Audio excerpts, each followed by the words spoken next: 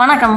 ஒரு ஹெல்த்தியான lunch box recipe மட்டும் இல்லாமல் கோடை காலத்தில் வீட்டில் இருக்கக்கூடிய குழந்தைகள் பெரியவங்கன்னு எல்லாருக்குமே பிடிச்ச ஒரு ரெசிபி தான் இந்த வீடியோவில் நம்ம பார்க்க போகிறோம். அது பார்க்கறதுக்கு முன்னாடி நம்ம சேனலுக்கு இன்னும் சப்ஸ்கிரைப் பண்ணிக்கோங்க. பக்கத்தில் இருக்கக்கூடிய நோட்டிஃபிகேஷன் பெல் பட்டனை கிளிக் பண்ணிக்கோங்க. இது பார்த்தோம்னா நான் பாரம்பரிய அரிசியையும் காய்கறிகளையும் சேர்த்து செஞ்சிருக்கக்கூடிய ஒரு தோசை தான். ஒரு குட்டி தோசை அப்படின்னு கூட சொல்லலாம். குழந்தைகளுக்கு மட்டும் இல்லாமல் எல்லாருமே சாப்பிட விரும்பக்கூடிய ஒரு அற்புதமான தோசையாகவும் இது இருக்கும். ஒரு ஹெல்த்தியான ஈவினிங் ஸ்நாக்ஸாக கூட இதை நம்ம சாப்பிடலாம். இப்போ இதை எப்படி பண்ணலாம் அப்படின்னு நம்ம பார்க்கலாம். இதுக்கு முதல்ல பாரம்பரிய அரிசி மாப்பிள்ளை சம்பா அரிசி எடுத்துக்கிறேன். ஒரு கப் அரிசி எடுத்துக்கிறேன். இது நல்லா ஒரு 2 தடவை அலசிட்டு ஒரு 4 மணி நேரம் ஊற வச்சு எடுத்துக்கலாம். மாப்பிள்ளை சம்பா அரிசி பார்த்தோம்னா தமிழகத்தினுடைய ஒரு சிறந்த பாரம்பரிய அரிசி அப்படின்னு கூட சொல்லலாம். இரும்பு சத்துக்கள் மட்டும் இல்லாம குழந்தைகளுடைய மூளை வளர்ச்சிக்கு ஒரு அற்புதமான அரிசி அப்படின்னு கூட சொல்லலாம். ஹீமோகுளோபின் குறைவா இருக்கக்கூடியவங்களுக்கு, ரத்த சோகை இருக்கிறவங்களுக்கு ஒரு சிறந்த பாரம்பரிய அரிசி அப்படின்னு கூட சொல்லலாம். நீண்ட நேரம் பசி எடுக்காம குழந்தைகள் மட்டும் இல்லாம பெரியவங்களுக்கு தேவையான நல்ல ஒரு ஆற்றலை கொடுக்கக்கூடிய அரிசி. இதோட கொஞ்சம் வெந்தயம் சேர்த்து ஊற வச்சுக்கலாம். அடுத்தது உடைச்ச கருப்பு உளுந்து எடுத்துக்கிறேன். இது ஒரு 1/4 கப் அளவுக்கு எடுத்துக்கிறேன். இதையும் நல்லா அலசிட்டு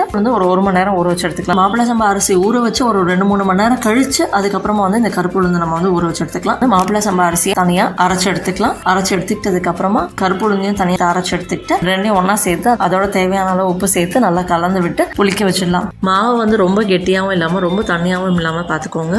கிட்டத்தட்ட ஒரு 8 to 10 மணி நேரத்துல இந்த தோசை மாவை பார்த்துருந்தோம்னா நல்லா நமக்கு புளிச்சு தயாராயிருக்கும். குழந்தைகள் விரும்பி சாப்பிடக்கூடிய, அது மட்டும் இல்லாமல் பெரியவங்களுக்கும் அவசியமான பலவிதமான சத்துக்கள் இருக்கக்கூடிய ஒரு தோசை எப்படி பண்ணலாம் அப்படின்றது இப்போ பார்க்கலாம். இதுக்கு நான் முதல்ல குடைமிளகாய் எடுத்துக்கிட்டு அதை வட்ட வட்டமாக நறுக்கி அதை முதல்ல நான் எடுத்துக்கிறேன். இதை நல்லா சூடாக இருக்கக்கூடிய தோசைக்கல்ல நம்ம வச்சுக்கலாம். அதில் நம்ம தயாராக எடுத்து வச்சிருக்கிற இந்த மாப்பிள்ளை சம்பா அரிசி தோசை மாவையும் சேர்த்துக்கலாம். வாரத்துக்கு ஒரு 2-3 தடவை இந்த அரிசியில் செய்யக்கூடிய ஏதாவது ஒரு உணவுகளை குழந்தைகள் மட்டும் இல்லாமல் பெரியவங்களுக்கு எடுத்துக்கிறது அப்படின்றது ரொம்பவே சிறந்தது. குழந்தைகளுக்கு இந்த அரிசியில் செய்யக்கூடிய உணவுகளை கொடுக்கும் பொழுது நல்ல ஒரு ஆற்றல், நோய் எதிர்ப்பு சக்தியை கொடுக்கக்கூடியதாகவும், பெரியவங்க இதை எடுத்துக்கும் போது நீரிழிவு மாதிரியான பிரச்சனைகள், உடல் பருமன், ஹிருதயம் சார்ந்த பிரச்சனைகள்ல இருந்து எளிமையா தங்களை பாதுகாக்கிறதுக்கும் உதவும். அதோட கொஞ்சமா சின்னதா நறுக்கி எடுத்திருக்க கேரட்டை சேர்த்துக்கிறேன். கேரட்டை துருவியும் சேர்த்துக்கலாம், இல்லைன்னா இப்படியும் சேர்த்துக்கலாம். அடுத்ததா இதோட சின்னதா நறுக்கி எடுத்து வச்சிருக்க சின்ன வெங்காயத்தை இதோட சேர்த்துக்கலாம். அதுக்கு மேல தக்காளி சேர்த்துக்கலாம். இதோட கோஸ் சேர்த்துக்கலாம், அப்படின்னா பட்டாணி சேர்த்துக்கலாம். அது மட்டும் இல்லாம இந்த தக்காளி இன்னும் கொஞ்சம் நிறைய சேர்த்து குழந்தைகளுக்கு ரொம்பவே பிடிக்கும். இதுல நாட்டு பசுனை அப்படி இல்லைன்னா